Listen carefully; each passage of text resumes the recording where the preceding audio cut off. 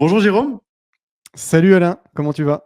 ça va très bien et toi? Alors on va expliquer rapidement aux personnes. Pour le moment, tu as un petit problème de caméra, mais ça devrait revenir Ouais, assez rapidement. Il n'y a pas de souci là-dessus. On va essayer de régler ce problème en interne. Donc on est très très très heureux de te recevoir aujourd'hui. Le but va être de parler un peu de l'édition de site, donc un domaine que tu connais plutôt ouais. très bien, Mm. dû à ton expérience. Eh ben écoute, ouais, merci de me recevoir. Merci, j'en profite là, comme c'est pas commencé encore, pour remercier toutes les équipes de Links Garden et Links Club, en particulier Maëlys, et puis qui s'est occupée de pas mal de choses. Et puis je fais un petit clin d'œil à Jackie. Et je voudrais aussi remercier toutes les personnes qui sont là déjà et qui ont posé des questions, parce que de tête, il y a eu plus de 100 questions. 100 questions de poser. Alors, il a fallu qu'on fasse des tris parce que voilà, en trois quarts d'heure, une heure, on ne peut pas toutes les aborder. Déjà, on a mis de côté celles où j'étais pas forcément légitime sur le sujet. Typiquement, il y a des questions sur le dropshipping, j'en ai jamais fait. Donc, désolé, mais on les a mises de côté parce que j'ai pas de légitimité à en parler. Et après, on a essayé de regrouper les questions et tout en gardant un maximum pour essayer de répondre à tout le monde. C'est Voilà. exactement ça. Franchement, on a eu beaucoup d'engouement pour ce Mm. sujet. Alors, on sait, hein, forcément, c'est un sujet qui passionne actuellement. Et puis, on a une communauté qui est vraiment réceptive à ça. Donc, oui, voilà, comme l'a dit, on n'a pas pu toutes les sélectionner. On a essayé de regrouper. Donc, si vous ne voyez pas votre question posée ou quoi que ce soit, c'est aussi que voilà, on n'a pas forcément eu le temps, parce que forcément, il y a eu le temps aussi qui nous a permis, qui nous a forcé à choisir. N'hésitez pas à venir nous les poser sur les réseaux sociaux. Voilà, que ce soit Jérôme ou moi, on est très disponible sur Twitter, sur LinkedIn. Vous venez nous la poser en direct et puis on essaiera d'y répondre du mieux possible. Voilà, là, le but, c'est qu'on a essayé d'en sélectionner. Voilà, on a sélectionné une bonne quarantaine, hein, je crois, hein, même un peu plus, Ouais. sur plusieurs sujets pour essayer de pouvoir valser un peu sur tout ça. Donc voilà, le but va être d'essayer de pas dépasser de trop. Voilà, normalement, on a une heure devant nous. Mm. Si on dépasse un petit peu, on fera au mieux, on va voir. Donc voilà, encore une fois, bienvenue Jérôme. Et effectivement, cette vidéo vous est offerte par Links Club et Links Garden. N'hésitez pas à vous abonner aux chaînes YouTube pour avoir le replay. Il y a tous les replays de toutes les vidéos à chaque fois. Et des webinaires qui sont passés aussi par le passé. Donc Links Club, je rappelle, la plateforme de Links Garden où il n'y a que nos sites à nous. Voilà, donc c'était pour revenir un peu à la base de la création de la plateforme, justement, avec nos propres sites. Donc Jérôme, éditeur, formateur, consultant SEO, voilà, je te laisse en redire un peu plus sur ça et puis sur tes actualités si tu en as. Ok, ça marche. Alors donc, je m'appelle Jérôme Pasquelin, moi j'ai 46 ans, ça fait plus de 20 ans que je suis dans le web. Mes activités principales, c'est l'édition de sites, c'est ma formation en ligne qui a été lancée il y a 6 ans, il y a un peu plus de 450 membres, où justement j'explique à faire de l'édition de sites et j'aborde aussi la création de PBN. Je fais du coaching et j'ai aussi une activité secondaire qui était principale avant, mais qui est secondaire maintenant, qui est toute la partie consulting. Au niveau de l'édition de sites, grosso modo, je génère des revenus avec la vente d'articles sponsorisés, avec la publicité et avec l'affiliation, principalement via deux canaux, Google, le SEO classique, et Google Discover. Voilà pour la présentation concise. Allez, parfait. On va se lancer et on va passer à la première question. Peut-être une de celles qui est le plus revenue. Alors donc j'espère que ça va débloquer certaines choses. Quand on est éditeur de site et qu'on fait de la vente de liens, on est obligé de porter une chemise léopard comme punition. Eh ben oui, bien évidemment. Eh ben, bien évidemment, du coup, je l'ai mise. Je ne comprends pas du tout cette question, en particulier la partie punition. Bon, voilà, j'ai des copains qui sont taquins et forcément qui ont posé des questions. En fait, j'ai trois passions dans la vie, c'est les chemises léopard, la Suze et les galets-pins. Donc, forcément, il y en a une des trois qui allait revenir. Mais on a les noms de ceux qui ont posé ces questions-là. Donc, il y aura des représailles. Voilà. Bon voilà, j'ai essayé de mettre une chemise aussi un Ouais, peu fleurie pour on est essayer bon. qu'on soit dans le thème. Ça va vous permettre de régler un peu vos couleurs sur l'ordinateur. Ça, c'est plutôt cool. C'est ça. Bon, on y va tranquillement. Voici un peu le sommaire des questions. Donc, on a essayé de catégoriser un petit peu les questions, comme on disait. Mm. Donc, recherche de mots-clés, optimisation SEO, vente de backlinks et articles, affiliation publicité, optimisation et monétisation, étude de cas avec questions pratiques aussi, et après une partie un peu formation, optimisation. On va essayer d'avoir un peu de rythme sur cette vidéo parce qu'effectivement, on a sélectionné beaucoup, beaucoup de questions. N'hésitez pas à intervenir sur le chat, à poser les questions. Si on voit qu'on a le temps aussi de prendre des questions en cours de jeu, on essaiera de le faire. Voilà, le but est d'essayer de garder un rythme un peu intéressant pour qu'on puisse répondre au maximum. On y va tranquillement. Recherche de mots-clés et SEO. Première question.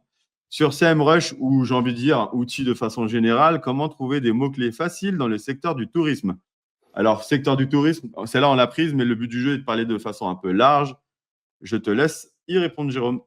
Donc, pour la première question, pour la première réponse, en tout cas, je ne vais pas répondre directement. Moi, mon avis là-dessus, c'est que ce soit SEMrush ou les autres outils, ils ont tous des indicateurs de niveau de difficulté, mais pour moi, ces indicateurs-là, ils ne sont pas totalement fiables.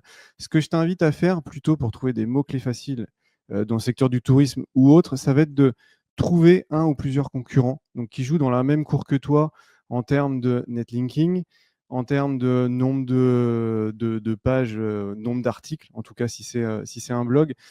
Éventuellement aussi par rapport aux réseaux sociaux, on sait très clairement en 2025 que tout ce qui est trafic hors SEO, ça peut avoir une vraie influence sur le SEO. Donc, si toi, tu es un petit blog avec une centaine d'articles et que tu n'as pas de réseaux sociaux, tu n'as pas de communauté, en tout cas hors SEO, tu essayes de trouver la même typologie de site. Tu essayes de trouver un, deux, trois ou quatre concurrents. Et l'idée, en fait, c'est d'analyser leurs mots-clés et de prendre leurs mots-clés pour se positionner en top 10 ou à leur place ou avant eux.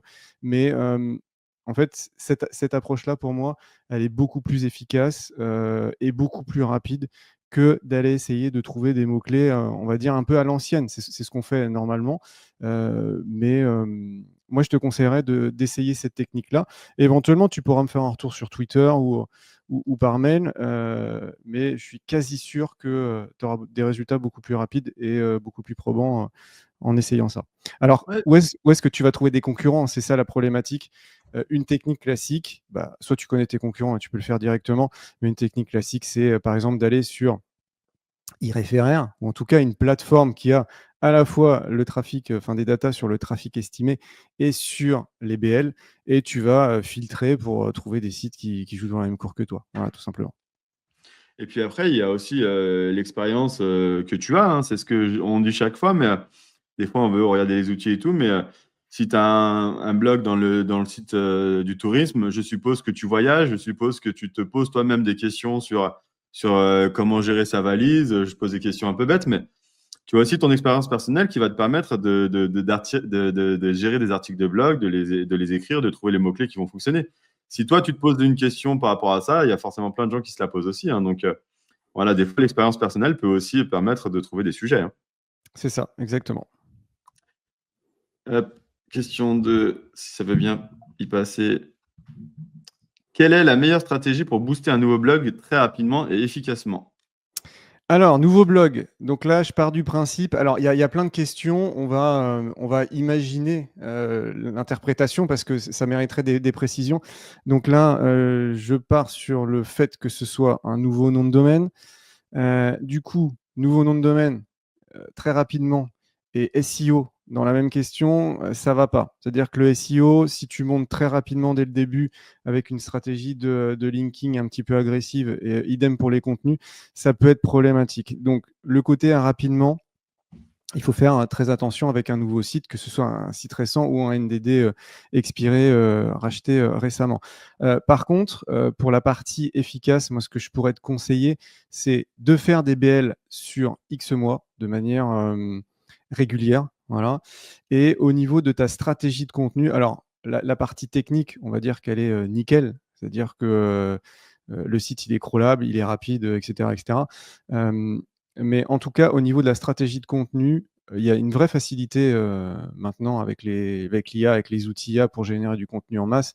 Et c'est pas ce que je te conseillerais. Moi, je te conseillerais plutôt d'avoir, au lieu de publier 50 articles sur 2 mois et de voir ce qui marche, et de réajuster, etc., ce serait plutôt de trouver une dizaine d'articles, de faire vraiment une recherche chirurgicale et te dire, voilà, ces articles-là, si je les bosse vraiment bien, je vais être positionné dessus parce que j'ai analysé la concurrence et normalement, je peux me positionner dessus.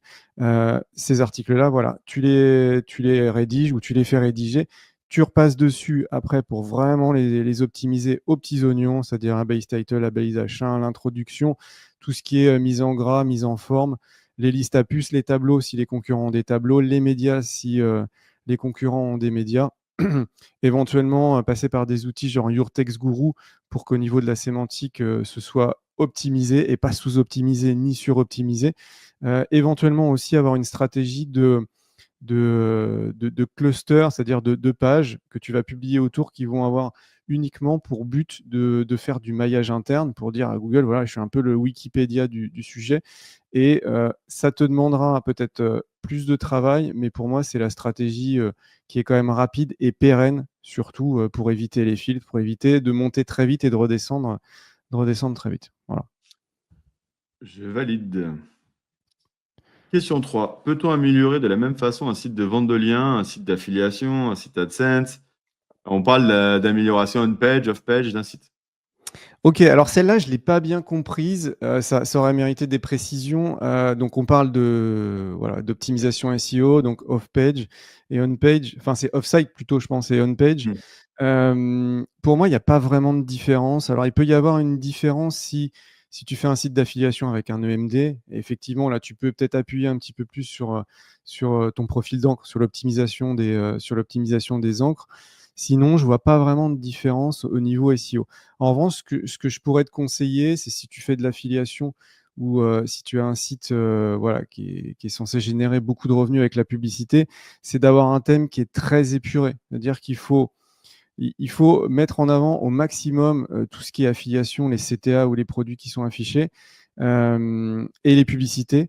Donc, du coup, l'idée, c'est d'avoir vraiment un site voilà, fond blanc avec un logo qui ressort pas forcément beaucoup, mais en tout cas qui va faire ressortir tout ce qui est voilà, affiliation et publicité. Voilà.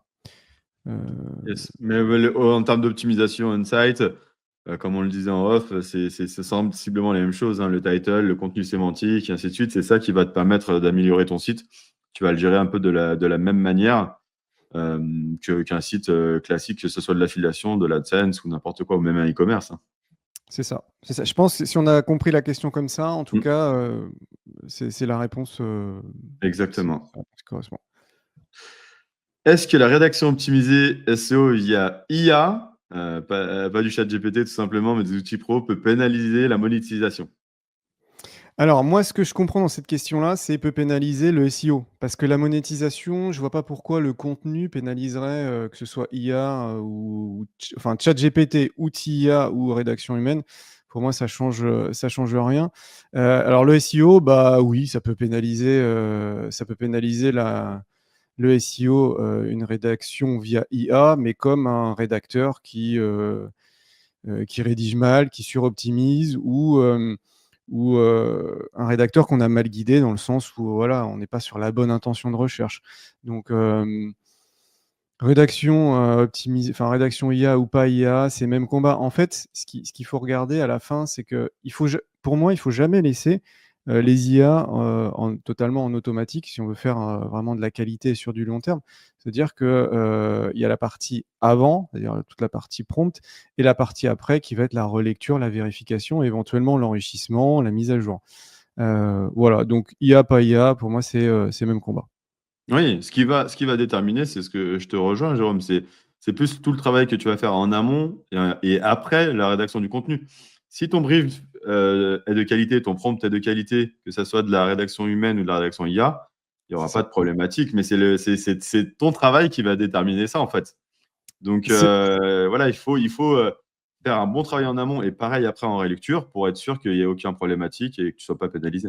C'est ça. Après, moi, ce que je peux vous conseiller, si vous voulez faire de la rédaction, en tout cas avec un niveau informationnel de qualité, c'est-à-dire que des informations qui ne soient pas tronquées, qu'il n'y ait pas d'hallucination, comme on peut voir avec pas mal d'IA, c'est de faire de la reformulation de sources de qualité. C'est juste ce que fait un rédacteur classique, c'est-à-dire qu'on prend une source ou plusieurs sources, on va les fusionner, on va les reformuler, éventuellement les synthétiser, rajouter un petit peu de valeur. Mais en faisant ça, IA ou pas IA, on arrive au même résultat. Nous, c'est ce qu'on fait, hein, en fait. Avant, j'étais 100% rédaction française, pas du tout assisté. Là, maintenant, on est assisté d'IA, mais en fait, à la fin, on a exactement la même chose. On voit aucune différence, sauf que ça prend 2 fois moins de temps. Voilà, tout simplement. Exactement. Question numéro 5. Faut-il rédiger à la main lorsqu'on débute ou utiliser l'IA? Donc justement, là, c'est plus Ouais. pour une création de blog. Comment fonctionner?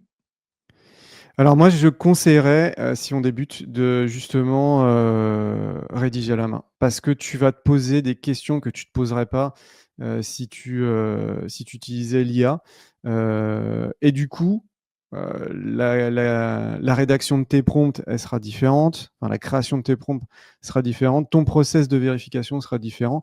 En fait, moi, là, avec mes rédacteurs, je leur donne des guidelines qui doivent faire au moins je sais pas, 6 ou 7 pages où je définis voilà, comment on fait le permalien, comment on fait l'introduction, etc., etc. Et ça, c'est parce que moi, j'ai rédigé au début et que, à force de gérer aussi plein de rédacteurs, c'est là qu'on voit où ça pêche. Alors, est-ce qu'il faut plus préciser à certains endroits? Est-ce qu'il faut beaucoup cadrer? Pas beaucoup cadrer. Mais je te conseillerais de le faire à la main, ouais, de mettre les mains dans le cambouis pour bien comprendre et de poser des questions que tu ne te poserais pas si tu faisais rédiger par une IA ou par un rédacteur classique sans avoir de notion. Avant de passer à la deuxième chose, il y avait cette question à la rigueur qui peut être intéressante. Pourquoi lorsqu'on fait des mises à jour de contenu, les SERP font du yo-yo? Parce que, alors, il y a un, je me rappelle plus comment il s'appelle. Il y a un brevet de Google justement qui parle de ça et qui vise un peu à, entre guillemets, à brouiller les pistes. Parce que si tu fais une optimisation, tu réindexes la page ou tu attends que la page soit indexée et tu vois directement ton positionnement. Tu peux faire des mises à jour, tu vois, pendant des semaines jusqu'à avoir. C'est plus facile en tout cas d'avoir le contenu le plus pertinent. Et il y a en tout cas un brevet qui explique ça, qui dit bah voilà, quand tu as une mise à jour qui est faite, il va y avoir un yo-yo qui va être fait pendant plus ou moins longtemps, de manière plus ou moins forte, avec une volatilité plus ou moins forte. Voilà, donc c'est tout à fait logique. Et quand même, sur certaines mises à jour, moi je vois pas de différence. Oui. Mais globalement, il y a ce yo-yo là qui est fait, ouais. Hop. Donc la partie vente de backlinks, Ouais. est-ce que la vente de liens fonctionne toujours? Et si oui, quelles sont les méthodes et stratégies à appliquer? Alors, ça fonctionne toujours. J'ai fait un tweet justement il y a quelques jours par rapport à ça. Pour vous donner des chiffres récents, moi sur février, j'ai fait plus 31%, je crois, de tête, on va dire plus 30% par rapport à l'année dernière. Et sur mars, donc c'est pas fini encore, mais je pense que je vais finir quasiment pareil. L'année dernière, c'était pas une année de folie. Voilà. Il y a 2 ans, c'était la folie. Il y a 3 ans, c'était la folie. Il y a 4 ans, c'était la folie. L'année dernière, c'était un peu calme. Alors après, il y a une conjoncture économique qui est assez particulière entre la guerre, les problèmes d'augmentation de tarifs, etc. Il y a beaucoup de boîtes qui ont fermé aussi post-Covid. Donc ça impacte forcément les budgets. En tout cas, je vous donne mon avis, hein.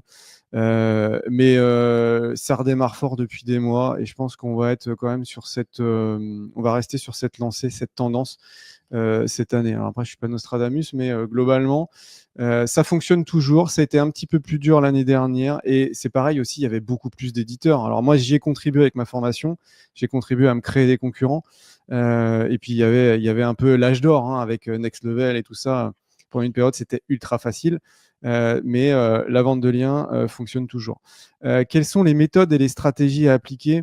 En fait, c'est quasiment toujours la même chose depuis plusieurs années, sauf peut-être que il y a des annonceurs qui sont un petit peu plus tatillons et c'est un petit peu plus dur, effectivement, de ranker sur du long terme. Voilà, il faut faire un vrai travail SEO maintenant sur son site pour performer sur du long terme.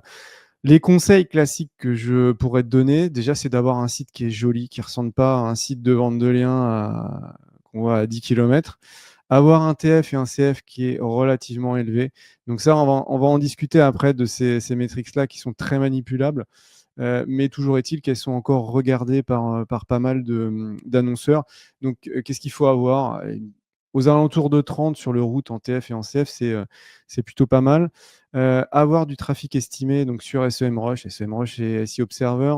SEMrush, c'est l'outil qui est très très utilisé en fait sur beaucoup de plateformes. Alors après, il y a des plateformes qui utilisent d'autres outils, mais l'outil quand même de référence, c'est celui-là.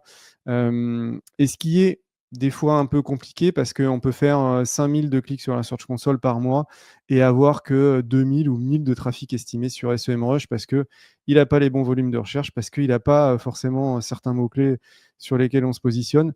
Mais il faut quand même se positionner par rapport à SEMrush. Après, un nombre de RD, un nombre de BL qui soit un minimum élevé. Alors, ça va être quoi le minimum? Aux alentours de 100 RD, c'est plutôt pas mal, hein. Je pense que c'est un cap, les 100, c'est une sorte de cap qui rassure les annonceurs. Alors après, je dis ça, ça dépend de ce que, enfin, à quel prix vous voulez vendre vos liens. Si vous voulez faire de la vente de liens pas trop cher, on n'est pas obligé du tout d'avoir 100 referring domaine. Moi, je suis sur une stratégie de prix qui est plutôt élevée, mais mes tarifs les plus bas ils doivent être autour de 50-60 euros et les plus élevés, ça monte à plusieurs centaines d'euros. Voilà. Mais sinon, voilà, il faut au moins quelques dizaines de referring domaine, c'est quand même mieux.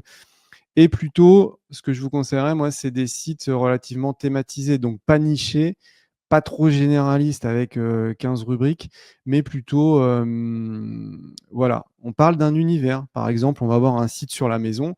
Donc sur la maison, on va pouvoir parler de bricolage, de travaux, on va pouvoir parler de décoration, on va pouvoir parler de jardinage, on va pouvoir parler d'extérieur, de piscine, de ce genre de choses-là. Et après, éventuellement, développer sur des thématiques connexes, genre l'immobilier, le crédit, le rachat de crédit, en fait, tout ce qui se passe avant, après et autour de la maison. Voilà les grandes lignes de ce que je pourrais te conseiller pour performer sur la vente de liens. Je te rejoins, c'est ça, hein, c'est vraiment cette partie-là qui va être importante. Et aujourd'hui, effectivement, on entend un peu tout sur la vente de liens et ainsi de suite. Ce qu'on voit pour le coup, c'est qu'il y a encore beaucoup de clients qui en ont besoin et encore beaucoup de thématiques où effectivement, c'est ça qui va, comme je dis à chaque fois, venir valider tout ton travail que tu auras fait en amont sur Mm. ton site, sur ton on-site et ainsi de suite. Donc, l'achat de liens a encore de belles heures devant lui, je pense. Et le but du jeu, bah ouais, je suis d'accord avec Jérôme. Par contre, aujourd'hui, effectivement, avant, on pouvait voir des articles ultra généralistes où on avait une catégorie CBD, une catégorie culotte menstruelle, une catégorie casquette, et ainsi de suite. Effectivement, là, thématiser un maximum, c'est bien. Alors, comme a dit Jérôme, un univers, c'est très bien aussi, hein. Ouais, c'est ça. Il faut pas trop nicher non plus. C'est-à-dire que Mm. si on part sur un site de, je sais pas, qui parle de chaussettes, chaussettes pour hommes ou chemises léopard, ça va être un peu restreint pour parler de mode, voilà, pour parler d'autres sujets. Ça va fermer la porte à certains annonceurs. Donc, vaut mieux un site de chemise ou un site qui parle de fringues pour les hommes ou pour les femmes, un peu importe, que voilà, d'être trop niché. Ouais, L'univers, c'est pas mal. Ouais. c'est ça. Comment établir des prix de vente cohérents avec les métriques de mes sites afin de faire des ventes de backlinks sur Linksgarden? Alors, je prends la parole en premier, Jérôme, là-dessus. Vas-y. Généralement, que ce soit Linksgarden ou toutes les plateformes de vente de liens, généralement, ils vont vous aiguiller sur un prix. Après, vous restez maître du prix que vous voulez mettre, mais avec l'expérience qu'on a sur justement toutes les différentes plateformes, on va un peu vous aiguiller sur le prix cohérent par rapport au stats que vous avez. Maintenant, Jérôme va vous dire aussi comment lui il regarde cette partie-là. Ça, alors, c'est l'évaluation des prix, c'est très très compliqué parce qu'il n'y a pas de formule magique. Et tu prends deux sites identiques, donc en termes de trafic, de BL, etc., dans deux thématiques différentes, tu vas pas forcément vendre le même prix parce qu'il y a des thématiques où les annonceurs achètent plus cher parce qu'il y a plus de besoins, voilà, ils ont besoin de plus de BL, il y a plus de concurrence, c'est un business qui rapporte peut-être plus que d'autres, donc on va pouvoir vendre plus cher. Donc c'est assez compliqué d'avoir une formule. Moi, je le fais beaucoup au feeling maintenant, mais pour expliquer, en fait, l'idéal, ça va être, c'est ce que j'ai dit précédemment sur un autre sujet, c'est de se baser par rapport aux concurrents.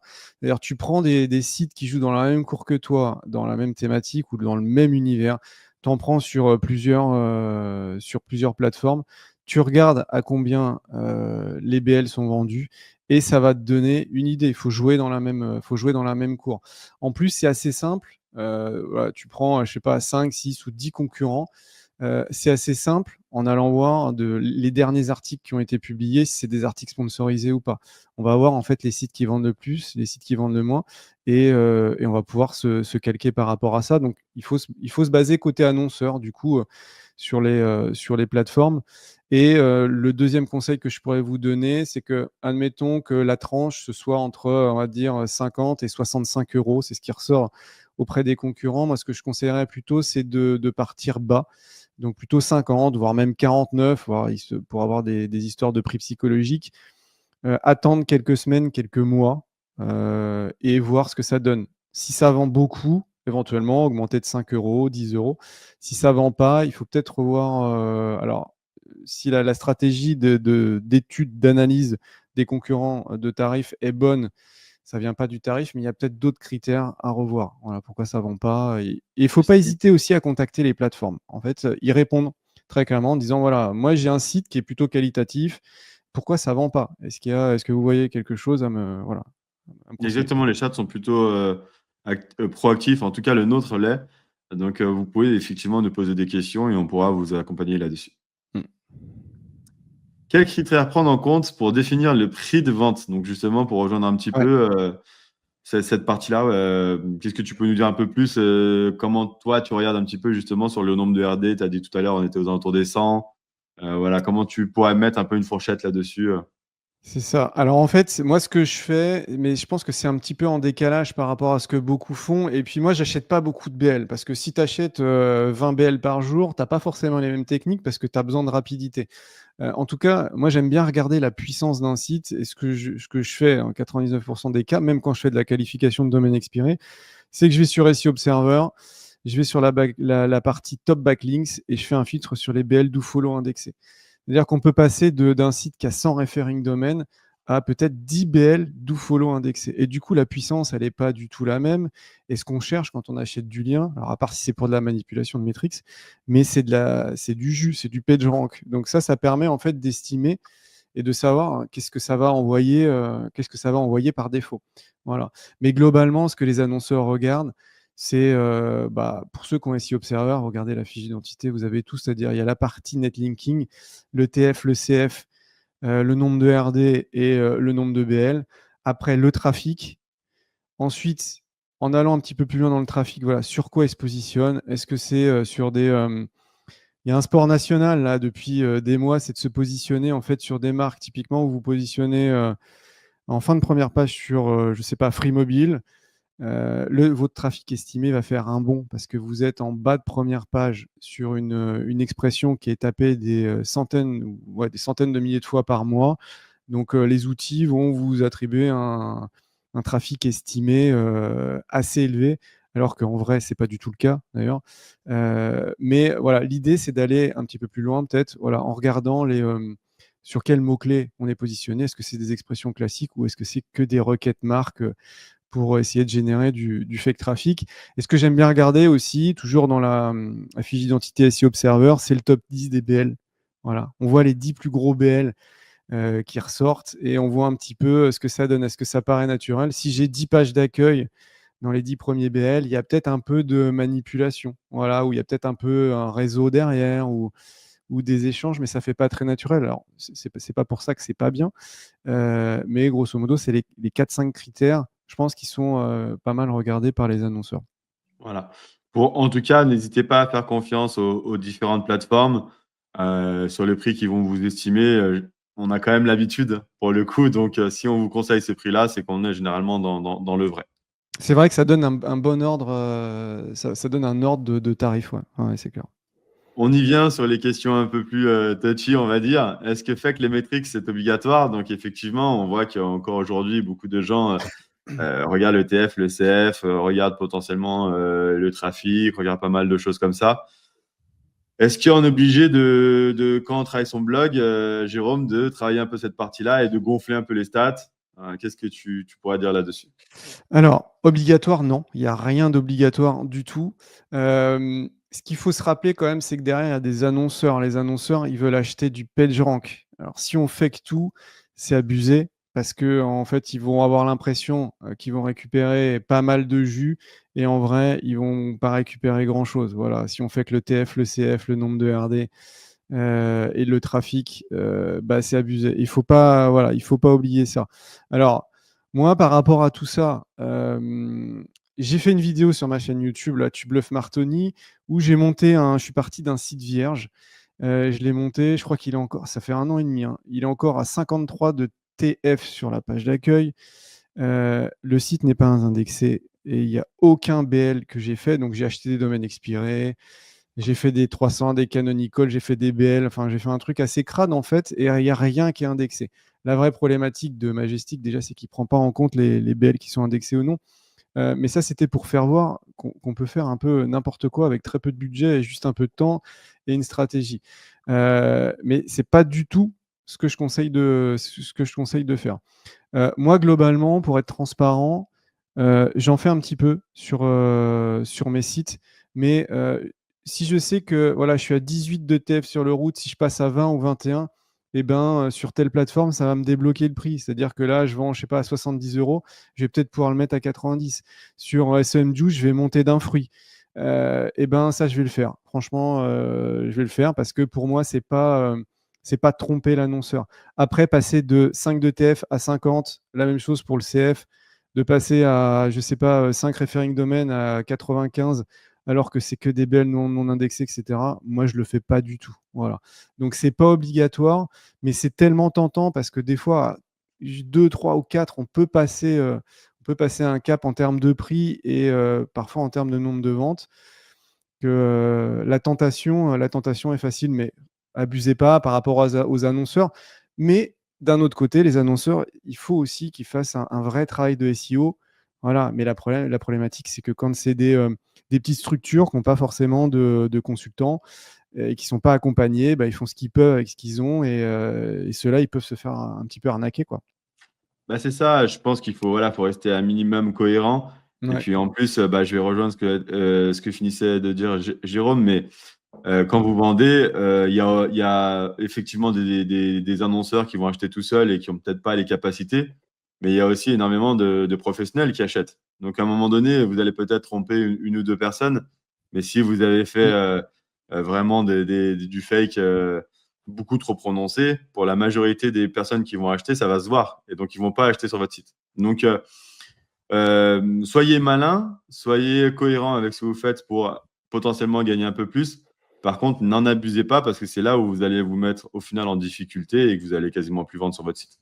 C'est ça. Et de toute façon, les sites qui sont vraiment manipulés à mort, franchement, avec SEO Observer, on les voit en 2 minutes 5 minutes, chrono. même pas. Ouais, même pas. Ouais, même pas. 2 minutes chrono, ça saute aux yeux. Ça saute aux yeux. Quels sont les critères pris en compte par un annonceur pour choisir un site pour un backlink? Bon, bah là, on revient, on se repositionne de l'autre côté un petit peu. Ouais, Les critères qu'on regarde, on en a un petit peu parlé, je te laisse refaire un petit point là-dessus. c'est ça. En fait, je pense que ça, c'est un doublon par rapport à ce qu'on s'est dit Mm. juste avant. Mais grosso modo, voilà, généralement, ils regardent le TF, ils regardent le CF, le nombre de RD, le nombre de BL, et puis le trafic estimé. Après, quand ils vont un petit peu plus loin, ils vont regarder les mots-clés sur lesquels est positionné le site, éventuellement le top BL. Aussi, la courbe de trafic, est-ce qu'elle est plutôt stagnante? Est-ce qu'elle est plutôt montante? Est-ce qu'elle est plutôt descendante? Moi, je sais que j'ai des potes qui achètent pas mal de BL qui prennent très peu sur les sites qui ont des courbes descendantes. Et c'est en ça où c'est dur aussi parce que des fois, on a des courbes descendantes sur SEMrush alors que ça ne bouge pas sur Search Console. Donc, il y a un vrai travail de suivi et de maintenance à faire derrière. Mais grosso modo, voilà, ça va être ces critères-là. Et puis, comme je vous ai dit, si vous avez SEO Observer, rubrique top BL, vous filtrez en BL do follow indexé. Et là, vous avez la puissance du domaine à un instant T, quoi. Pourquoi, malgré un trafic de 15 000, un TF16 et 34 RD, je vends peu? Alors, donc ça, c'est difficile, hein, sans connaître le site, sans avoir le domaine, de répondre à ça. Ce que je peux faire comme réponse. Alors, est-ce que c'est un trafic sur SEMrush ou est-ce que c'est un trafic sur Search Console? Si c'est sur SEMrush, c'est top. Si c'est Search Console qui indique 15 000 et peut-être SEMrush qui indique 1000 ou 2000, eh ben, il y a peut-être quelque chose à travailler là-dessus pour augmenter. Enfin, il faut ranker en fait sur des keywords qui sont dans SEMrush, dans la base de données de SEMrush, ou bien il faut les faire ajouter.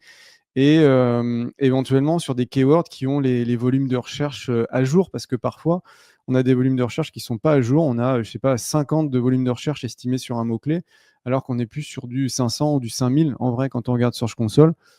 Voilà, donc il faut se baser par rapport à ça. Si, en tout cas, c'est cette problématique-là. TF16, si c'est sur leur route, c'est un peu léger. Il faudrait au moins doubler. Voilà, 30, ouais, 30, 32, déjà, normalement, ça va être un peu mieux. 34 RD, bah, ça, c'est pas énorme. Donc après, ça dépend à combien tu vends aussi. C'est-à-dire que si tu vends des articles à 100 euros, là, avec un TF16 et 34 RD, malgré un trafic qui est important, le trafic important, c'est bon signe, mais n'empêche que le site, il va pas forcément envoyer beaucoup de jus. Voilà. Donc, il faut peut-être baisser le trafic, enfin baisser le prix de vente aussi, mais dans l'idée, il faut augmenter les RD. Et dans tous les cas, l'augmentation des RD, donc ça va servir pour les plateformes et même pour faire de la vente de liens en direct, hein, mais ça va aussi améliorer le SEO. Voilà, au moins maintenir ou améliorer le SEO. Après, il y a toute la partie aussi thématique. Quelle est la thématique du site? C'est peut-être pour ça que ça vend peu. Est-ce que le site il est beau ou pas? Il y a plein de tous les critères que j'ai cités tout à l'heure. En fait, il faut aller reprendre et vérifier si le site est plutôt dans les clous ou non. C'est Voilà. ça, là, on donne des éléments de réponse, mais en vrai, il y a une multitude de choses avant de voir juste le TF ou le RD. Il y a la thématique, il y a la couleur du site, je dis des choses bidons, mais il y a plein de choses Ouais. qui peuvent rentrer en compte. Donc là, par rapport à ce que je disais tout à l'heure, bah, justement, rapproche-toi d'une plateforme et pose des questions là-dessus et ils seront à même de te renseigner là-dessus. Le prix de vente aussi, hein, Jérôme l'a dit, mais ça aussi, peut-être que ça peut jouer. Il y a aussi un point que j'ai pas abordé depuis tout à l'heure, c'est le branding. C'est-à-dire que si vous avez un nom de domaine complètement pourri, genre Annales du bac 2023 ou 2017, bah, c'est un petit peu compliqué. Surtout si vous avez rethématisé le site, ça va être beaucoup plus compliqué de vendre que si vous avez un site qui a un branding qui est quand même sympa et qui fait pas nom de domaine expiré, remonté et éventuellement rethématisé, hein. C'est ça. Mm. Bon, sauf comme prévu, Jérôme, on n'est clairement pas dans les temps. Ah mince, On il est va quelle heure essayer là? d'avancer un poil plus vite. Ouais, vas-y, pas de souci. Mais on va essayer d'en faire le maximum en tout cas. Et puis après, Ouais, comme on disait, n'hésitez pas à venir nous voir ouais. en privé si on n'a pas répondu à votre question ou s'il y en a une autre ou n'importe quoi. N'hésitez pas à venir nous voir, Jérôme et moi-même, sur les réseaux sociaux et on essaiera de prendre un peu plus de temps en privé avec vous si vous le souhaitez. Le business de la vente de liens est-il en train de mourir? Donc non, j'en ai déjà parlé tout à l'heure. Moi, je suis en croissance intéressante là sur 2025, à voir si ça tient ou pas, mais je pense que oui. Donc non, c'est pour moi, c'est pas en train de mourir. Euh, Ça, oui, bah, celle-là, elle est restée du coup. Ah non, vas-y, ouais, celle-là, tu peux répondre, pardon, excuse-moi. Ouais. Bonjour, Jérôme, arrives-tu à vendre des liens sur des sites thématisés sans trafic? Alors oui, tu peux vendre si tu as un gros TF, un gros CF et pas mal de referring domaine, mais beaucoup moins qu'avant. C'est-à-dire qu'avant, ça marchait beaucoup mieux. Maintenant, les annonceurs sont un petit peu plus tatillons et à juste titre. En tout cas, ils regardent quand même le trafic. Mais pour autant, c'est pas parce qu'un site ne fait pas de trafic qu'il va pas envoyer de jus. Voilà, c'est là où il faut arbitrer. Mais ce que je vous conseille quand même, c'est d'avoir des sites qui soient dans le vert partout. Et le trafic, c'est un élément qui est, c'est un élément qui est important.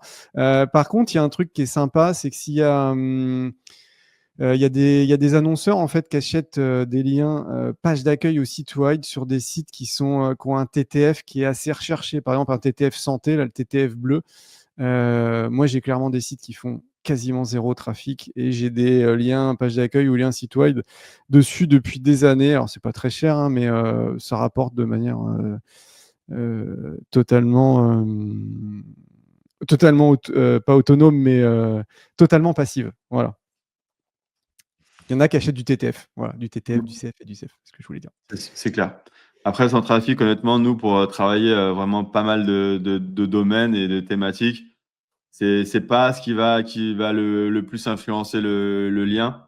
Voilà, la force du site reste quand même la façon la plus prédominante de bien choisir son lien. Et automatiquement, c'est ça qui va envoyer du jus. Du moment que ton article est indexé, entre guillemets, et que la force du site est cohérente, ça marchera plutôt bien quand même, hein. C'est ça. Et puis les PBN, ils font pas de trafic, hein. Généralement, ils s'envoient du jus, hein. Exactement. Voilà. Et ça marche très bien, Ouais, encore aujourd'hui. c'est ça. 1 000 € par mois en vente de liens, c'est possible avec combien de sites et quel budget? Alors, c'est possible avec un site, mais si tu débutes, je te conseille pas forcément et puis tu vas peut-être galérer parce qu'il faut mettre en place les process et tout ça. Ce que je te conseillerais, ce que je pourrais te dire, c'est que 2-3 sites, tu peux les faire largement et l'avantage, si tu as 2-3 sites, c'est que si tu en as un qui prend une update Google et ben, tu as les 2 autres qui peuvent compenser. Voilà. Après, au niveau du budget, c'est très compliqué. Si tu pars d'un expiré, en fait, il faut attendre qu'il y ait un expiré qui arrive en vente aux enchères, parce que la plupart des expirés intéressants, ils arrivent en vente aux enchères. Donc, il faut que tu attendes ça, il faut que ça rentre dans ton budget, et des fois, ça peut dépasser. En tout cas, tous les sites qui sont un peu péchus, là, qui ont un historique sympa et pas mal de BL, maintenant, ça part minimum entre 500 et 1000 balles. Donc ça fait quand même un budget. Ce que je peux te conseiller, c'est de partir sur des domaines un peu plus petits qui n'ont pas forcément de... Enfin, il y a moins d'enchérisseurs parce qu'ils sont un peu moins intéressants et tu gardes un budget pour faire du BL après. Et ça marche très très bien et ça redonne aussi un signal que le site revit parce qu'il y a des BL qui sont faits. C'est plutôt pas mal. Donc après, pour les histoires de budget, moi, si je devais repartir sur un domaine expiré moyennement péchu avec un budget netlinking, si on prend en compte aussi l'hébergement, la rédaction qui coûte plus très cher maintenant, je pense qu'il te faut un budget, on va dire au moins aux alentours de 700, 800 euros pour avoir un domaine sympa, tout compris avec hébergement, le thème premium et tout ce que j'ai cité depuis tout à l'heure. Voilà. Mais au-delà du budget, j'ai envie de parler de temps aussi. C'est beaucoup Ouais, de c'est ça. temps. C'est beaucoup de temps. C'est un vrai métier, éditeur de site.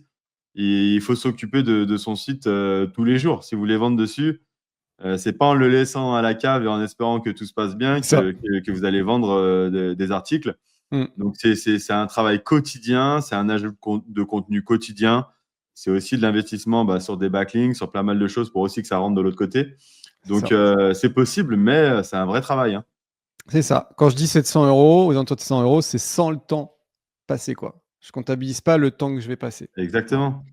Qui est quand même voilà, de l'argent, quelque part. Exactement.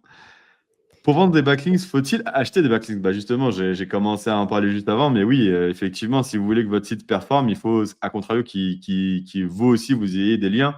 Une des choses qu'on dit depuis tout à l'heure pour un bon achat de liens, c'est le nombre de domaines référents du site. Donc forcément, il faut aussi que vous en ayez des domaines référents.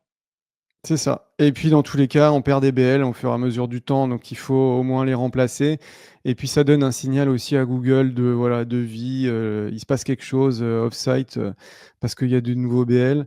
Et il faut faire un vrai travail de SEO maintenant. Moi, il y a des sites que j'ai laissés pendant des années sans acheter de BL, sans faire d'échange et tout ça, ça a très bien fonctionné. Mais maintenant, c'est plus la même. Pour performer sur du long terme, c'est quand même, il y a un boulot de SEO derrière, donc d'achat de liens. Voilà.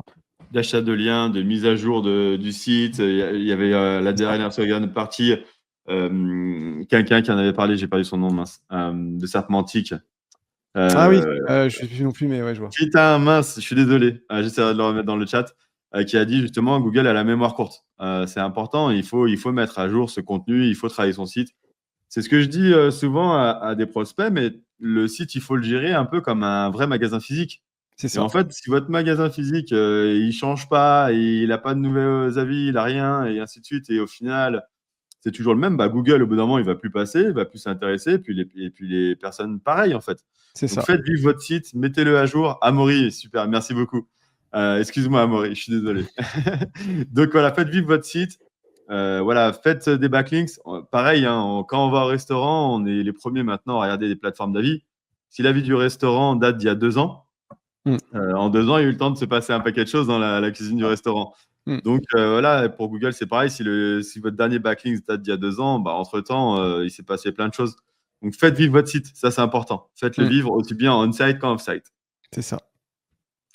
Les niches de vente de liens en 2025. Alors, c'est à peu près toujours les mêmes hein, sur les dernières années. Je vais pas parler de niche, mais je vais plutôt parce que je pense que c'est pas ça la question, mais c'est plutôt les thématiques où il y a le plus de demandes et qui vendent le plus. Il y a toute la partie assurance. Alors, assurance, ça vend très cher et il y a beaucoup de demandes. Donc, c'est les assurances pour les crédits, c'est les assurances voitures, les assurances maison, les mutuelles complémentaires, etc. Toute la thématique business qui regroupe plein de choses. On peut parler aussi de SEO dans le cadre de web marketing, mais la thématique business, il y a beaucoup de demandes et en plus, on peut placer quasiment toutes les thématiques. L'univers féminin, il marche très bien. Alors, l'univers féminin, c'est pareil. On peut parler vraiment de plein de choses. On peut parler de beauté, on peut parler de santé, on peut parler de mode, on peut parler de cuisine et tout ce qui touche à la maison, des accessoires de cuisine, etc. On peut aussi parler de voyage. Ces sites-là, là, l'univers féminin, ils marchent très très bien. Alors, il y a le pendant en univers masculin, mais ça marche. Il y a un peu moins de demandes quand même. Et la thématique féminine, on peut aussi parler de tout ce qui est complément alimentaire pour maigrir, pour grossir, pour prendre du muscle, etc. Il y a un vrai marché maintenant au niveau des femmes aussi sur les compléments alimentaires pour la musculation. Bref, c'est ces genres d'univers qui cartonnent. L'univers du tourisme aussi, il y a plein de choses à dire sur le tourisme parce qu'on peut aussi on peut parler de voyage, on peut parler de voilà, d'escapades, de week-end, on peut parler de tout ce qui est comme les Wonderbox, là, les, les moments bien-être, voilà, ce genre de choses-là. Mais aussi, on peut parler de voilà, tout ce qu'on fait quand on va à la montagne l'été. On peut faire du parapente, on peut faire plein de choses. Et l'univers du tourisme, voilà, c'est quelque chose où il y a pas mal de demandes. Santé, bien-être, CBD. Donc ça, voilà, on a parlé des compléments alimentaires, mais il n'y a pas que ça. Mais en tout cas, il y a une vraie demande là-dessus et ça paye plutôt bien. Immobilier maison, j'ai donné l'exemple tout à l'heure, ça cartonne. Je crois que ça a toujours cartonné et ça cartonnera toujours. D'un autre côté, on touche vraiment beaucoup d'annonceurs. Et bien sûr, tout ce qui concerne l'argent. Donc les crédits, donc que ce soit les crédits à la consommation, les crédits immobiliers, tout ce qui est investissement, crypto.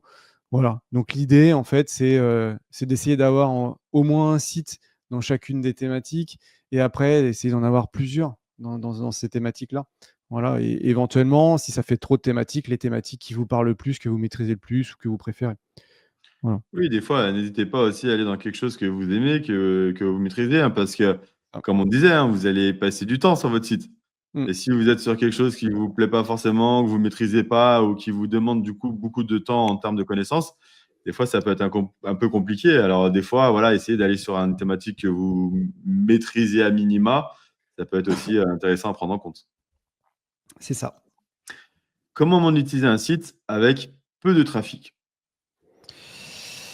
Alors c'est compliqué, mais je pense que la vente de liens, c'est le meilleur vecteur. La vente de liens, c'est alors un peu moins maintenant, c'est comme je le disais, mais pour moi, c'était le seul moyen de monétisation où tu pouvais faire du CA avec un site qui faisait pas de trafic.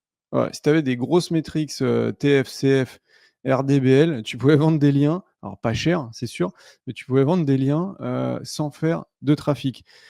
C'est un peu moins le cas maintenant parce que, comme je disais, certains annonceurs sont un petit peu plus regardants, mais avec des articles pas très chers ou voilà, du lien homepage ou site web, il y a possibilité de monétiser en faisant de la vente de liens.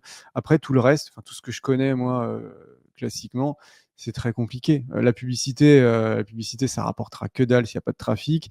L'affiliation, bah, ça peut rapporter un petit peu, mais pas énorme non plus. Bref, enfin, à part la vente de liens, je vois pas. Je sais pas ce que tu en penses, toi, Alain, mais Vente de liens est sans problématique, hein, comme on disait justement, là oui, tu peux vendre des liens sans trafic, il n'y a aucun souci là-dessus, ça marche encore très bien. ça, Il faut juste que ton site il ait une vraie force. Voilà, comme je disais tout à l'heure, il a des vrais RD de qualité, s'il a des bons liens de qualité, même si c'est tu n'as ça. pas de trafic, tu pourras vendre des liens. Il n'y a pas de problématique là-dessus. Après, le reste, c'est souvent des sites où tu vas avoir besoin de trafic, justement, l'affiliation, s'il n'y a personne, ça ne sert à rien. L'AdSense et ainsi de suite, pareil, s'il n'y a personne, ça ne sert à rien. Donc, la vente de liens, tu pourras faire du CA sans problème.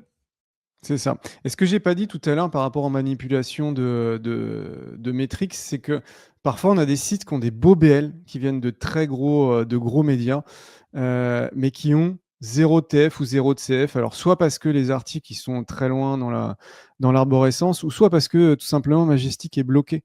Et du coup, c'est dommage parce qu'on a des super BL, mais ça se reflète pas au niveau des métriques Majestic. Et c'est pour ça qu'il faut vraiment aller un petit peu plus loin quand on analyse un site avant d'acheter un article sponsorisé, ou même dans le cadre de la qualification d'un domaine expiré, parce que des fois, il y a des super BL, mais TF0, 1 ou 2.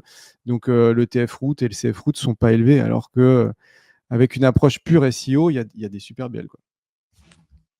Voilà. Yes. Est-ce que tu penses que le netlinking va coûter de plus en plus cher?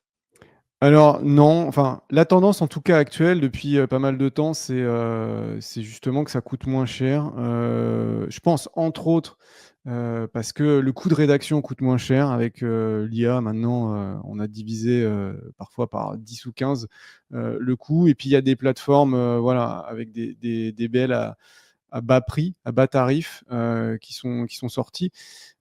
Du coup, je pense que si la tendance continue, non, ça coûtera pas de plus en plus cher. Alors, on va pas arriver à des articles sponsors à 1 euro, hein. Au bout d'un moment, ça va stagner, j'espère. Mais je sais pas ce que tu en penses, toi, Alain. Je suis totalement d'accord. Je pense que je vais faire quand même aussi la réponse du SEO, mais ça dépend. Ça va Mm. vraiment aussi dépendre du projet que tu vas travailler. Il y a des thématiques, on le sait, bon, bah, malheureusement, qui coûtent quand même très cher. C'est ça, c'est T'en vrai. parlais tout de suite, t'en parlais tout à l'heure, pardon, mais sur l'argent, quand tu vas sur du rachat de crédit, quand tu vas sur des banques en ligne, effectivement, là, ça va être des thématiques qui vont coûter relativement cher en investissement de backlinks.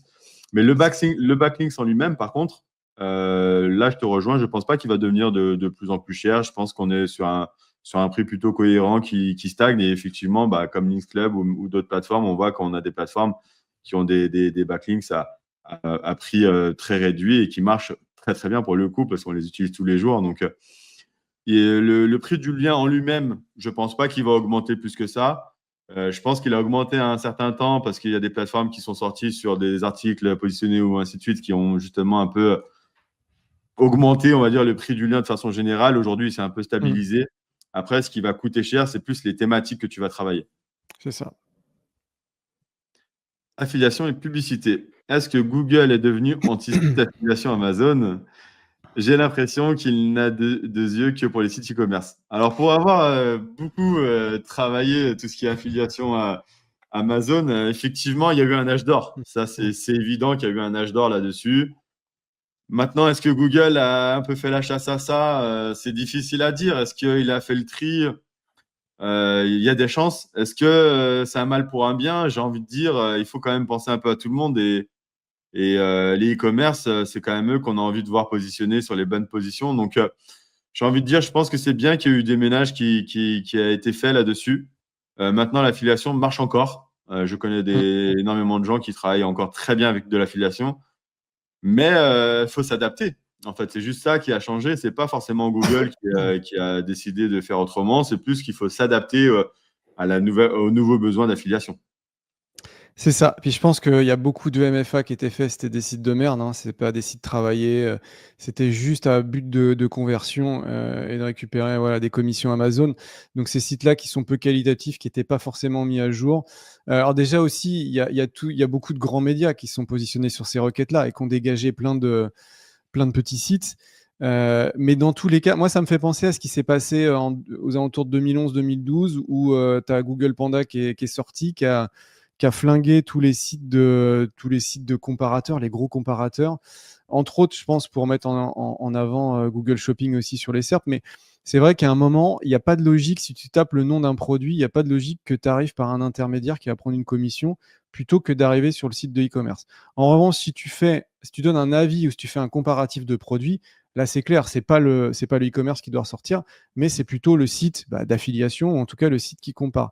Donc si tu rajoutes, si tu additionnes le fait que voilà, il y ait des gros sites qui soient positionnés sur ces requêtes-là, plus le fait que voilà, Google il a quand même sorti quelque chose pour les MFA de merde qu'on faisait, et ben forcément ça marche moins bien. Mais il y a encore, voilà, faut changer un petit peu de requête, faire des comparatifs, faire des avis, faire de la qualité. Ne faites pas de faux avis, hein, c'est illégal de faire ça. Moi j'en ai déjà fait, comme je pense tout le monde, enfin beaucoup d'éditeurs, mais il faut pas, voilà, il faut se rappeler que c'est illégal, comme mettre des faux noms au niveau des rédacteurs et tout ça, au niveau des mentions légales, c'est pas légal, hein. Faut faire attention. Voilà. C'est clair. Quel programme d'affiliation pour la niche des assurances? Est-ce que ça, tu sais un petit peu après? Ouais, je vais en proposer deux. Je vais quand même expliquer quelque chose, c'est que moi, j'ai fait beaucoup de coaching ces dernières années, entre autres, voilà, à partir du moment où j'ai sorti la formation, la formation, elle est sortie il y a 6 ans. Là, il y a 6 ans, on faisait beaucoup plus d'affiliation. Et pour éviter les conflits d'intérêts, moi, j'ai arrêté quasiment de faire de l'affiliation, en tout cas sur les nouveaux programmes. J'ai continué ce que je faisais habituellement, pour pas qu'il y ait de conflit d'intérêts avec certains membres, parce que des fois, on faisait du coaching, vraiment, ils me faisaient voir des niches. Enfin, voilà, il y avait moyen de faire vraiment beaucoup d'argent, donc moi j'ai préféré ça. Je recommence l'affiliation depuis quelques temps déjà, donc je suis pas forcément voilà, le plus aguerri là-dedans pour te donner ce genre de réponse-là, mais en tout cas sur des programmes d'assurance, moi je travaille depuis très longtemps avec FinanceZen et Deviprox. Voilà, j'ai pas de problème de paiement avec eux. Voilà, il y a quelqu'un quand on les contacte et il y a des commissions qui sont sympas. Donc je peux te recommander au moins ces deux régies-là. Après, un spécialiste de l'affiliation, en plus de l'affiliation assurance, te recommanderais peut-être d'autres régies, mais ces deux-là, tu peux y aller.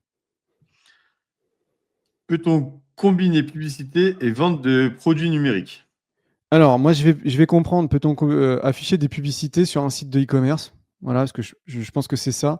Bah, c'est compliqué, c'est-à-dire que dès que tu mets plusieurs monétisations sur la même page, bah, forcément, tu vas avoir de la cannibalisation. Alors, l'idéal, ce serait de faire de l'A/B testing sur de la masse pour agréger pas mal de data et voir en fait si mettre de la publicité, ça rapporte plus d'argent ou pas. Est-ce que ça fait vraiment baisser les ventes?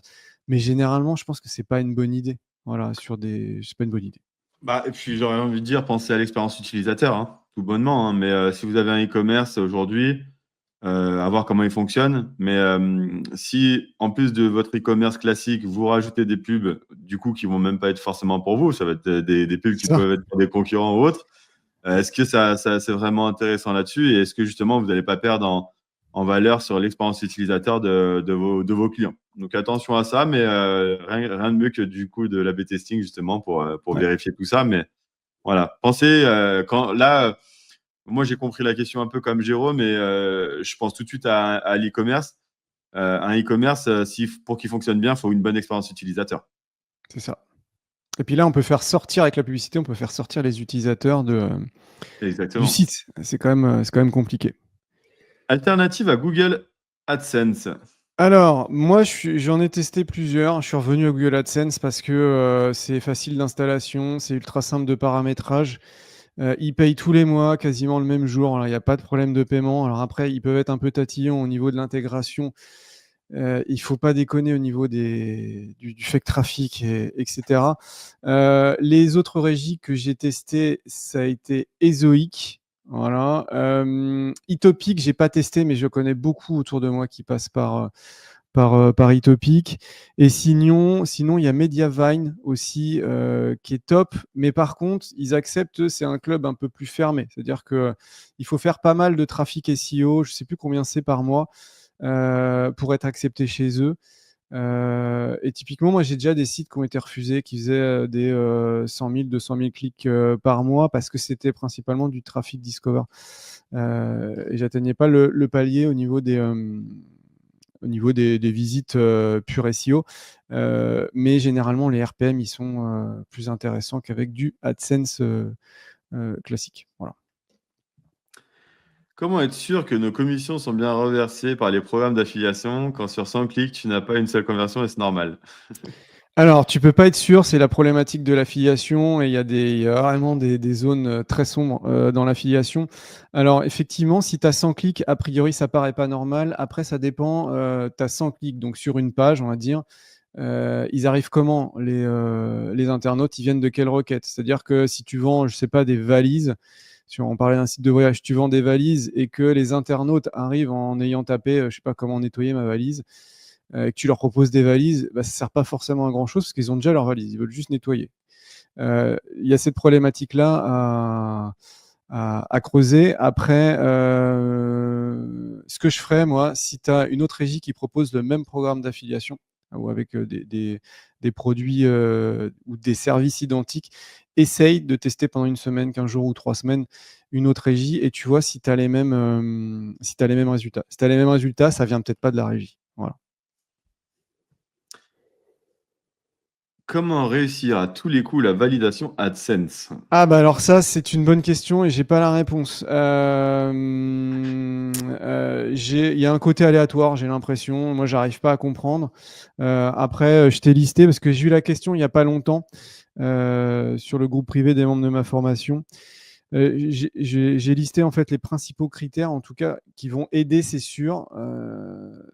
Tu seras pas, c'est pas certain que tu sois validé, mais en tout cas, d'après mes tests, d'après les retours que j'ai eus, tu peux les tester. Donc, il faut forcément des mentions légales, une page contact, et limite, quand tu demandes la validation, tu peux carrément les mettre dans le menu en haut.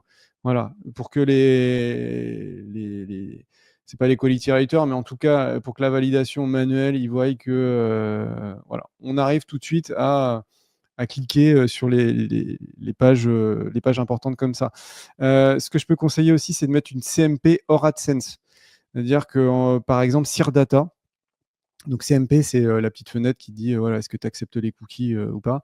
Quand vous mettez AdSense, vous mettez la CMP Data, même si AdSense en a une d'intégrée. Comme ça, en fait, l'idée, c'est de montrer au maximum patte blanche aux personnes humaines qui vont vérifier parce que c'est pas. Il y a une partie algorithmique, je crois, mais il y a une partie aussi humaine. Le Oui. design, ouais, c'est ça, hein, on est Mm. d'accord. Le design, c'est ultra important. Alors, il ne faut pas que ce soit. Voilà, si vous mettez un thème WordPress gratuit, basique, qui est complètement moche, il n'y a pas de logo, forcément, ça sent soit le blog vraiment de débutant ou le blog d'éditeur. Du coup, il faut essayer de sortir de ce genre de pattern-là. Donc, mettez un visuel qui soit sympa, mettez un beau logo. C'est important. Alors, il y a déjà eu des cas où ça passait en fait 10 fois mieux avec un site, avec un visuel pourri, mais qui faisait vieux, comme si c'était un ancien site, un site historique, limite remonté de Webback Machine. Et ben ça passait, contrairement à un design un peu moins travaillé, mais récent. Voilà, c'est C'est bizarre, mais sympa ça. en fait, dans l'esprit, je pense, de ceux qui jugent et qui notent, je pense qu'il y a un truc genre, bah ouais, c'est un vieux site, bah allez, on va valider. Tu vois, il y a Ouais. peut-être quelque chose comme ça. Ce qu'il est conseillé aussi, c'est de faire du trafic SEO, de ne pas avoir un site qui fait zéro trafic. Alors, de toute façon, il n'y a aucun intérêt à avoir AdSense sur un site qui ne fait pas de trafic. Alors Oui. après, on peut avoir du trafic Discover, on peut avoir du trafic réseaux sociaux et tout ça, mais essayez d'avoir un minimum de trafic SEO. Contenu de qualité, en fait, ils vont visiter quelques pages, a priori. Si c'est des pages qui sont pauvres, avec des informations erronées ou ce genre de choses-là, pas de médias, pas de maillage interne, pas travaillé en fait, tout simplement, ça peut être problématique. Moi, j'ai réussi à faire accepter un site en virant. J'avais 4-5 pages où j'avais de l'affiliation. C'était même pas forcément des pages indexées, mais qui étaient linkées dans le menu. J'ai viré l'affiliation, j'ai viré les pages du menu et ça a été accepté. Alors après, est-ce que c'est uniquement à cause de ça, tout en sachant que AdSense, vous pouvez redemander des validations sans rien changer et au Oui. bout d'un moment, ça passe. Et il y a aussi une reco qu'on voit pas mal passer. Moi, ça n'a pas marché, mais j'ai eu plusieurs cas dans mon entourage où ça a fonctionné. C'est de demander la validation très tard le soir. Parce que a priori, c'est pas les mêmes équipes qui valident quand on demande très tard le soir, heure française, que lorsqu'on demande en journée. Voilà. Et sur Twitter, j'ai vu passer aussi, voilà, mais ça, je fais que relayer, hein, j'ai pas testé, quelqu'un qui disait, voilà, ma page d'accueil, j'ai enlevé la page de blog, j'ai fait une sorte de page, voilà, c'était un outil ou une page qui fasse plutôt site professionnel, voilà, site vitrine, et ça a permis de valider direct. Voilà. Donc, il faut essayer Faites de des ruser avec tests, tout ça. hein. Voilà, Mm. faites des tests et si c'est refusé une fois, essayez une nouvelle fois avec, en changeant juste une chose. Pareil, ne changez pas tout d'un coup. Ouais. Changez une petite chose, vous redemandez et ainsi de suite et vous testez et vous verrez bien au bout d'un moment. Et c'est Fabien Aquidel, je crois, qui disait qu'il faut essayer d'aller voir les logs serveurs, si vous y avez accès. Essayez de voir en fait quelles pages ils ont visité parce que c'est des IP particulières. Donc il y a la possibilité de retracer quelles pages ils ont visité. Et du coup, ça peut donner des indications aussi. Hop, la prochaine. Donc, on part sur l'optimisation de la monétisation.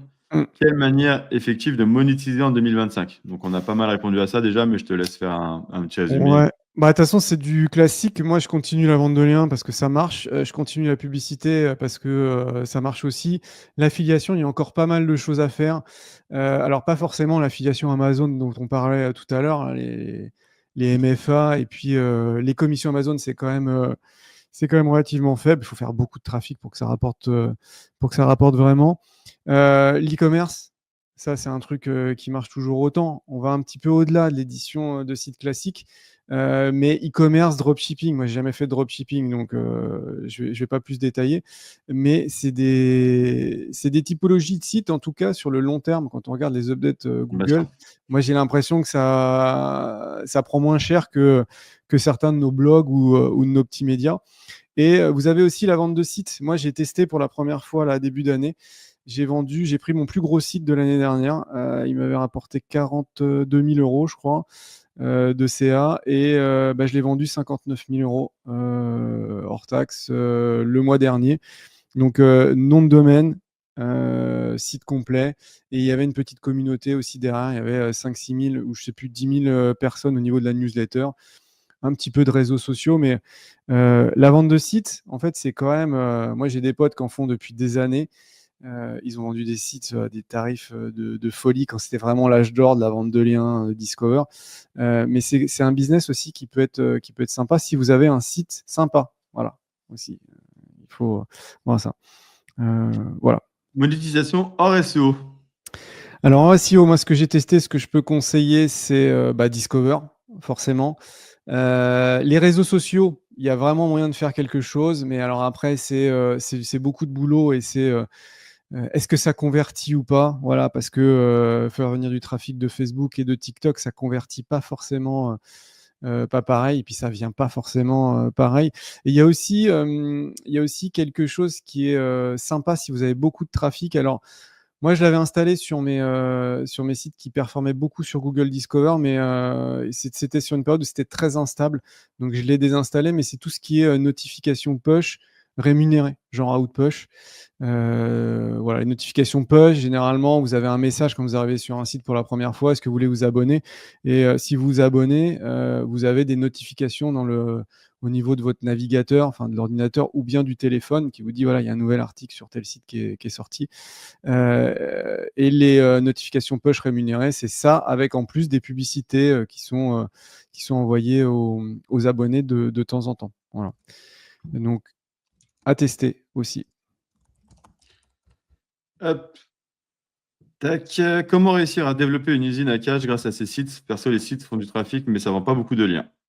Alors, bah ça, je pense enfin, si on reste sur la vente de liens, il faut voir tes tarifs, il faut voir le visuel de tes sites, il faut voir les thématiques sur lesquelles tu es, il faut voir le branding de tes sites, les métriques TFCF et tout ça, nombre de BL. Et voilà, en fait, bon, a priori, ça fait du trafic, ça vend pas beaucoup de liens.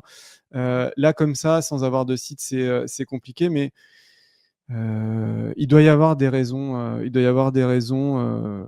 logiques à ça. Encore une fois, n'hésite pas à te rapprocher d'une plateforme comme nous, Links Club, Links Garden. On pourra t'aiguiller sur les tarifs et sur les stats qui peuvent bloquer le fait que tu ne vendes pas de lien dessus. C'est ça. Étude de cas et questions pratiques. J'ai créé un blog voyage mensuel en affiliation, pas convaincu par la pub de la vente de liens. Quelle stratégie de monétisation adopter? Alors, le tourisme, il y a quand même une demande au niveau des annonceurs en termes de vente de liens. Donc, alors, la problématique que je peux voir là, en lisant la question, c'est j'ai créé un blog voyage sur un pays. Si tu as créé, je sais pas, un blog voyage, je sais pas, sur la Suisse, bah forcément, tu vas te fermer beaucoup de portes. Tu vois, parce que c'est pas un blog voyage qui est généraliste. Il faudrait peut-être, tu vois, parler un petit peu plus d'Europe. Enfin, ça aurait été l'idéal. Après, si tu fais un blog voyage sur la France, tu vas toucher un petit peu plus de monde parce qu'on est sur un marché français. Mais ça peut peut-être poser un problème. 4600 trafics en 28 jours sur Google Search Console, c'est plutôt pas mal, mais qu'est-ce que ça donne sur SEMrush, tu vois? Est-ce que tu es aussi à 4, 5, 6 000 ou est-ce que tu es plutôt à 500 ou 1 000 parce qu'il n'a pas les bons volumes de recherche ou parce qu'il n'a pas les keywords sur lesquels tu ranks dans sa base de données? Effectivement, 50 € mensuels en affiliation. Alors, sur la thématique voyage, on va dire que le RPM AdSense, il va être entre, je sais pas, 4 et 5 euros. Donc, 4 x 4, 16. Ouais, tu fais une vingtaine d'euros. Je pense que tu dois faire une vingtaine d'euros en revenus publicitaires AdSense voilà, sur un mois et peut-être voilà, une trentaine d'euros en affiliation. Ce qui est important de regarder aussi, c'est l'affiliation, c'est ce que je disais tout à l'heure, est-ce qu'ils viennent sur les bonnes requêtes, les gens. C'est-à-dire que si tu leur proposes des produits qui ne sont pas adaptés à leur intention de recherche, ou si leur intention de recherche, c'est pas d'acheter, et ben ça peut poser des problèmes de conversion et du coup, tu as des commissions qui sont assez faibles. Mais je pense que pour voilà, 5000 de trafic, après, est-ce que tu es sur les bonnes plateformes? Est-ce que tu vends au bon prix? En fait, c'est tout ce qu'on a dit tout à l'heure Ouais. qu'il faudrait Là, on est dans regarder. une thématique, le voyage, qui est quand même très porteuse. Donc aujourd'hui, si tu ne vends pas sur cette thématique-là, il faut quand même revoir la partie Ouais. blog de ce site-là et revoir les articles que tu as mis, ce que tu vises, et ainsi de suite. Parce que là, normalement, tu es censé avoir des demandes sur une thématique comme celle-ci. Donc oui, bah justement, les plateformes, pareil, encore une fois, n'hésite pas à les contacter. Mais Ouais. sur une thématique comme ça, tu dois vendre. En fait, le problème, c'est peut-être le pays, tu vois. C'est peut-être un pays Ouais, qui est très niché. Et puis, voilà, du coup, ça bloque les annonceurs. saturer un petit peu, ouais. Ouais, c'est ça. C'est ça. Pour un site sur la thématique de la santé, quelles seraient les meilleures méthodes de monétisation, vente de produits, vente de backlinks, annuaire de professionnels payants ou autres? Alors, ouais, vente de backlinks, oui, c'est sûr. Thématique santé, c'est ultra recherché. Vente de produits affiliés, bah oui.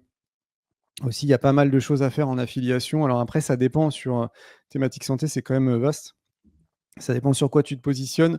Annuaire des professionnels payants. Alors ça peut être une bonne idée, mais c'est très chronophage. Moi, j'avais déjà fait. C'est un peu chronophage à mettre en place. Bon, encore que maintenant, avec les outils, voilà, ça va beaucoup plus vite. Mais après, c'est surtout très chronophage à contacter les professionnels pour leur dire, voilà, j'ai un site qui fait du trafic. Si vous voulez être sur mon annuaire, vous pouvez voilà, je peux vous créer une fiche, etc., etc. Ou bien lui dire, voilà, la fiche, elle est déjà créée, ça génère du trafic et je peux vous rajouter un lien et ce qui améliorera votre référencement. Voilà, il y a plusieurs approches sur les annuaires. Mais déjà, produits affiliés, vente de BL, et en fonction des thématiques, la publicité, c'est-à-dire que voilà, du AdSense, ça peut aussi rapporter pas mal.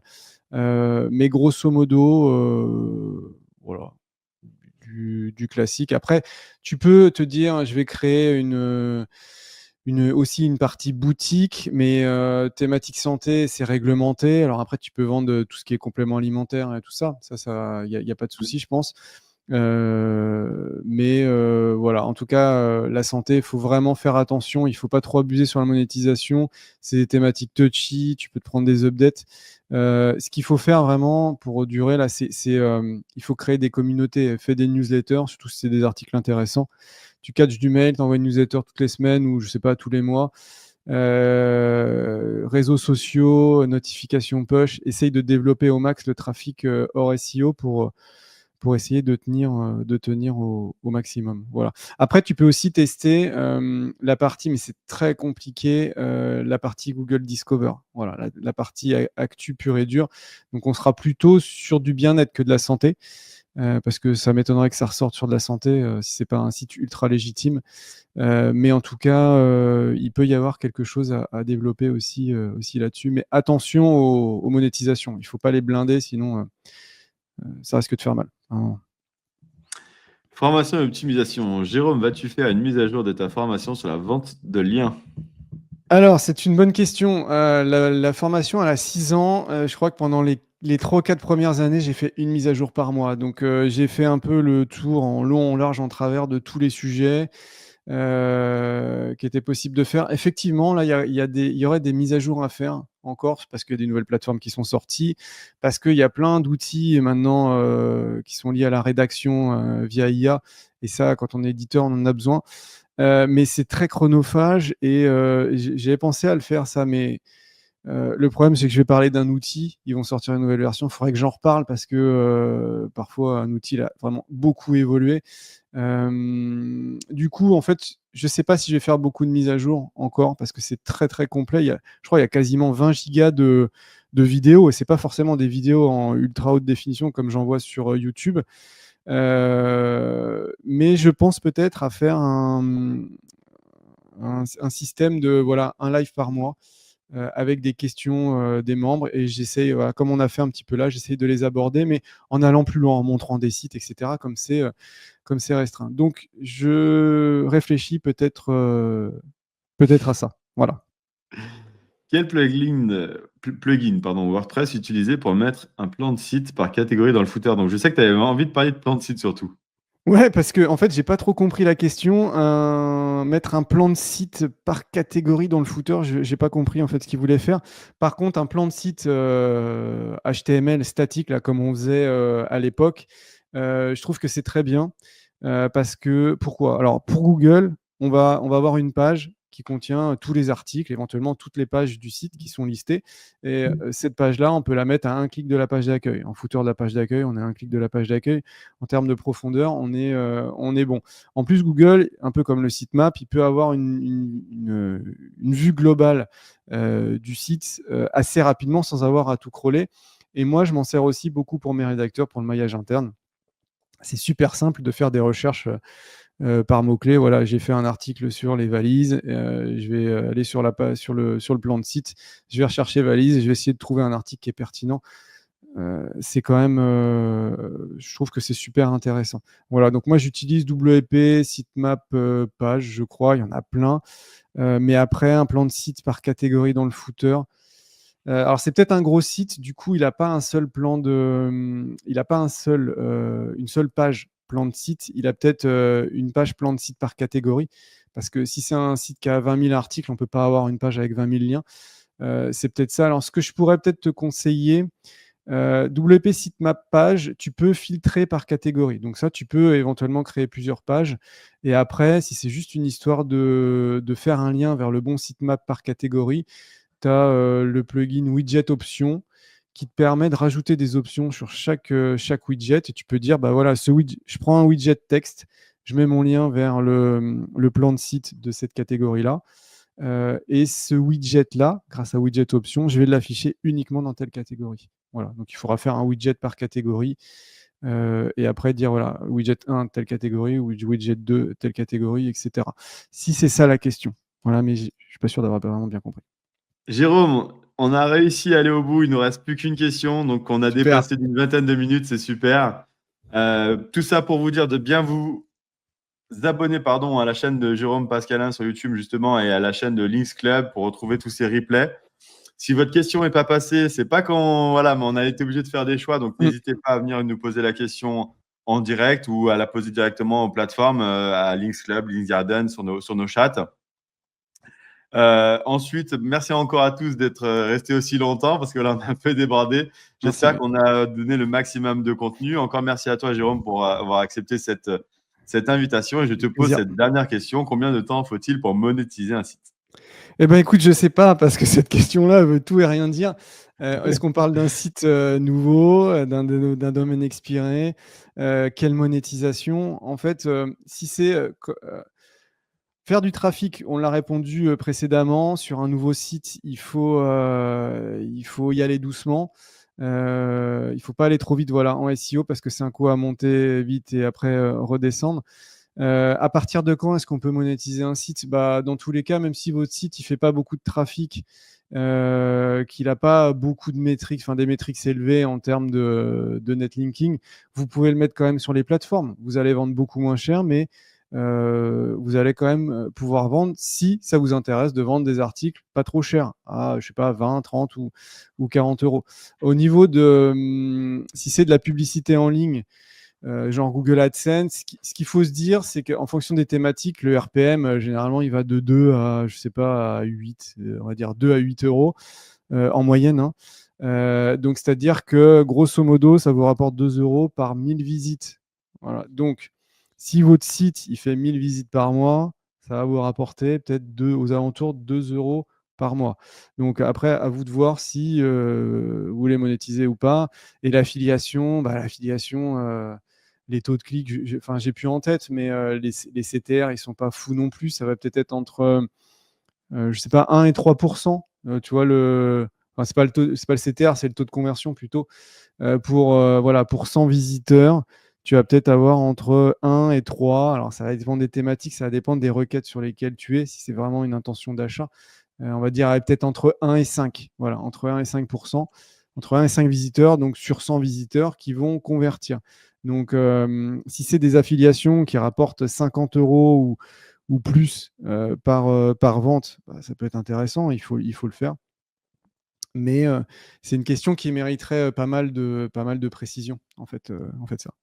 Voilà. Merci à tous pour votre participation. Et je Merci. rappelle que vous avez 30 euros de bienvenue sur la plateforme Links Club si vous vous inscrivez. Donc, ce qui vous permettra justement d'acheter un peu de liens pour votre site. Parce que, comme on l'a dit, c'est quand même important de faire vivre son site. Et merci pour la pub. Links Garden aussi. N'hésitez pas à venir nous voir, à poser des questions. Je le répète, hein, voilà, on a fait le maximum pour répondre à tout le monde. Mm. On a eu beaucoup d'engouement, je le rappelle. Donc, voilà, n'hésitez pas à venir nous voir. On pourra de nouveau faire un point. Nous, pour Links Garden, on sera en salon à Paris la semaine prochaine au Hall for Customers. Si jamais vous êtes de passage, on ne sait pas, hein, il y en a peut-être qui sont là parmi vous, n'hésitez pas à venir nous voir. Et Jérôme, vous pouvez le retrouver sur les réseaux sociaux, vous pouvez le retrouver avec sa formation et ainsi de suite. Super. Merci à tous, je vous dis à bientôt pour une prochaine vidéo. À Merci. bientôt. Bye bye. Bonne fin de journée. Au revoir.